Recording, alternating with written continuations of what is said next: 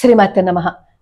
తులసి మొక్కని ఎక్కడ పెంచాలి, ఎక్కడ పెంచితే ఐశ్వర్యం వస్తుంది అని చెప్పి అడుగుతున్నారు. సర్వదేవతలకి నిలయం తులసి మొక్క. ఆడవాళ్ళు తలస్నానం చేయలేని పరిస్థితుల్లో తులసి మొక్క మొదల్లో మట్టిని కాస్త తీసుకుని నీటితో తడుపుకుని ఇలా జల్లుకున్నారు అని అనుకోండి, తలస్నానం చేసిన ఫలితం ఇస్తుంది. సర్వదేవతలు కొలువైన తులసి మొక్కకి దీపారాధన పెడితే సర్వ ఐశ్వర్యాలు సిద్ధిస్తాయి.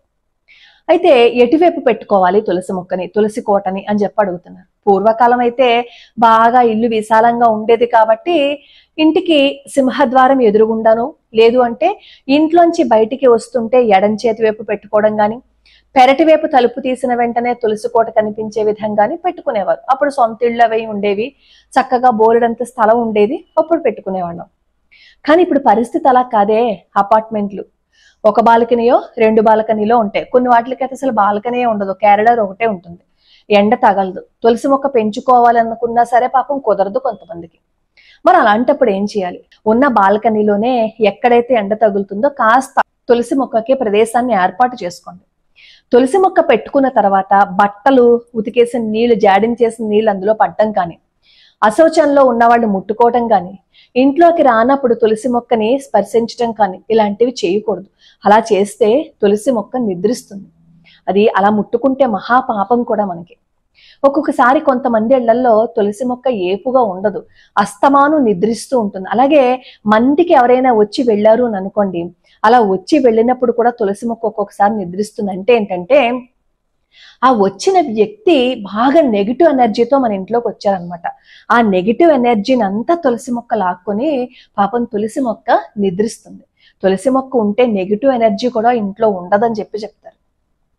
అలానే తులసి మొక్క ఎవరింట్లో అయితే ఉంటుందో వాళ్ళ ఇల్లు నిత్యం లక్ష్మీ కళతో ఉట్టి పడుతూ ఉంటుంది, సర్వ సంపదలకి నిలయమై ఉంటుంది.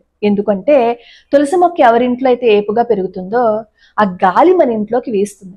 వీస్తే తులసి తింటే ఏమవుతుంది? యాంటీబయాటిక్ లో పనిచేస్తుంది అంటారు కదా, మన పెద్దవాళ్ళు చెప్తూ ఉంటారు. అలాగే మన శాస్త్రాలు, మన పురాణాలు, వస్తుగణ దీపక ఇవన్నీ చెప్తున్నాయి కదా, తులసి దళాలను ప్రతిరోజు వేసుకుంటే ఆరోగ్యం చాలా బాగుంటుంది అని. అలాగే ప్రతిరోజు తాగే నీటిలో తులసి దళాలను వేసుకుని ఆ రోజు రాత్రంతా నీటిని అలాగే ఉంచేస్తే పొద్దున్నే తాగితే అసలు ఎటువంటి వ్యాధులు దరి చేరవు అని చెప్తారు. తులసి దళాలని ప్రతిరోజు తింటే ఈ గ్లూకోజ్ స్థాయిలు పెరగకుండా ఉంటాయి, అలాగే కొలెస్ట్రాల్ కూడా పెరగకుండా ఉంటుంది. అంతటి అద్భుతమైన ఔషధ గుణాలు ఉన్నాయి. అలాగే దేవతా మొక్క కాబట్టి మనం నిత్యం పూజ చేసుకుంటే ఆ ఇంట్లో లక్ష్మీదేవి వచ్చి కూర్చుంటుంది అని చెప్తారు. మరి ఎటువైపు పెట్టుకోవాలి? దానికి కూడా రూల్స్ ఉంటాయి కదా.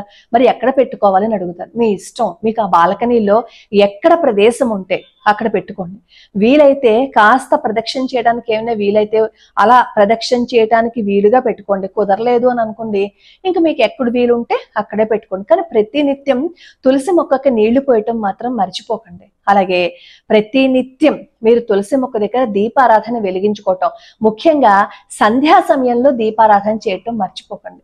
ఎవరింట్లో అయితే ప్రతినిత్యం సంధ్యా సమయంలో దీపారాధన తులసి మొక్క దగ్గర వెలుగుతూ ఉంటుందో వాళ్ళ ఇల్లు పాజిటివ్ ఎనర్జీతో ఉంటుంది, లక్ష్మీ కళ ఆ ఇంట్లో ఉట్టి పడుతుంది అనమాట. కాబట్టి ఒకవేళ ఎవరైనా ప్రతినిత్యం దీపారాధన సంధ్యా సమయంలో చేయాలని అనుకుంటే తులసి మొక్క దగ్గర కూడా చేయటం నేర్చుకోండి. అలాగే ఆనవాయితీ ఉంటుందా అండి తులసి మొక్క వేసుకోవడానికి అని అడుగుతున్నారు. తులసి మొక్క వేసుకోవడానికి ఆనవాయితీ ఉండడము ఉండకపోవటం అని ఏం ఉండదు. ఎందుకంటే సకల దేవతలు ఆ తులసి మొక్కలోనే ఉంటారు కదా. భగవంతుని ఇంటికి తెచ్చుకోవడానికి ఆనవాయితీ ఉంటుందా చెప్పండి? ఏం ఉండదు కదా. కాబట్టి ఎవరికైనా సరే తులసి మొక్కని వేసుకుని పూజ చేసుకోవాలని అనుకుంటే వేసుకోండి. కానీ నాకు ఆ మధ్య చాలా మంది కామెంట్లో ఏం పెట్టారు అంటే, మాకు ఆనవాయితీ లేదండి, మేము తులసి మొక్కని ఇంట్లోకి తెచ్చుకుని వేసుకుంటే మా ఇంట్లో ఏదో ఒక ఇబ్బంది అలా వస్తూనే ఉంటుంది, అందుకే మేము తులసి మొక్కని వేసుకోలేదు అన్నారు. నిజంగా అదే గనక మీ మనసులో బలంగా ఉంది అని అనుకోండి, వేసుకోకండి. ఎందుకంటే అలా వేసుకున్న దగ్గర నుంచి మీ మనసులో భయం, ఆ భయంతోనే సగం అనారోగ్యాలు వచ్చేస్తూ ఉంటాయి. ఒకవేళ మాకు ఆనవాయితీ లేదు, మేము వేసుకోకూడదు అని అనుకుంటే మానేసి కాస్త పక్కింట్లోనో లేదు అంటే గుళ్ళలోనో ఉంటాయి కదా, అక్కడికి వెళ్ళి ప్రదక్షిణ చేయండి. అక్కడికి వెళ్ళి తులసి మొక్కలకి నీళ్లు పోయండి. అసలు ప్రతి నిత్యం తులసి మొక్కలకి నీళ్లు పోసినా, తులసి మొక్కలని నాటుకోవడానికి ఇంకెవరికైనా ఇచ్చినా కుజదోషం పోతుంది అంటారు. ఇది చెప్పింది నేను కాదు, వ్యాసరాయల వారు చెప్పారు. కాబట్టి తులసి మొక్క పెంచుకోవడానికి ఆనవాయితీ అంటూ ఏం ఉండదు. తులసి మొక్కకి ఎంత అద్భుతమైన గుణం ఉందో తెలుసా? పాశ్చాత్య దేశాలలో ఒకసారి ఒక వ్యక్తి ప్రాణాలు తీసేశారట కొంతమంది దుండగులు. తీసేసిన తర్వాత అతని శరీరాన్ని తుప్పల్లో విసిరేసి వాళ్ళు వెళ్ళిపోయారట.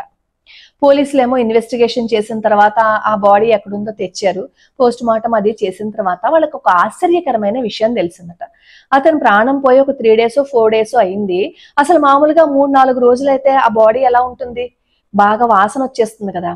అలా కాకుండా అది ఇంకా మామూలుగానే ఉన్నట్లుగా ఉందిట.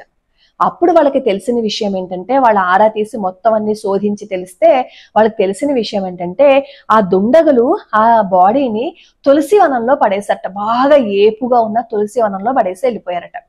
బహుశా ఆ తులసి వనంలో పడేయడం వల్లే, దానికి ఉన్న యాంటీ బ్యాక్టీరియల్ గుణాల వల్లే ఆ శరీరానికి ఏం కాలేదు అని చెప్పి అప్పట్లో పేపర్లో వచ్చిందని కూడా చెప్తూ ఉంటారు. కాబట్టి మీకు పెంచుకోవాలని అనుకుంటే పెంచుకోండి, ఏ దిశలో అయినా పెంచుకోవచ్చు, ఆనవాయితీ లేకపోయినా వేసుకోవచ్చు.